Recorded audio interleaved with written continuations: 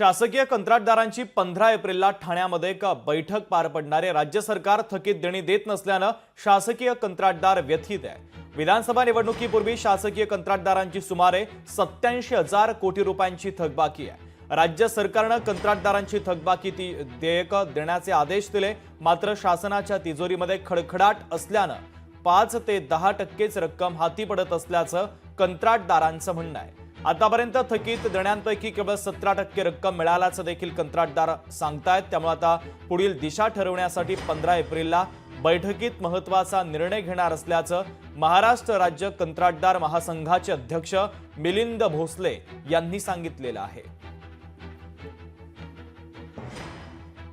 राज्यातील सर्व कंत्राटदार व सर्व संघटनेने काल ऑनलाईन बैठक 5 एप्रिल 2025 रोजी घेतली। सदर बैठकीमध्ये शासनाच्या या सर्व धोरणाचा निषेध करून येत्या 15 एप्रिल 2025 रोजी राज्यातील सर्व कंत्राटदार सर्व विभागातील संघटना यांची संयुक्त बैठक ठाणे येथे घेतली जाईल। सदर बैठकीमध्ये शासनाच्या विरोधात अत्यंत मोठा निर्णय घेण्याची जवळपास घोषणा आम्ही त्या बैठकीत करत आहोत, कारण राज्यातील सर्व विकासाची कामं करणारा अत्यंत महत्त्वाचा घटक आहे। या घटकालाच गेल्या 8 ते 10 महिन्यापासून शासन निधी देण्यापासून वंचित ठेवत आहे।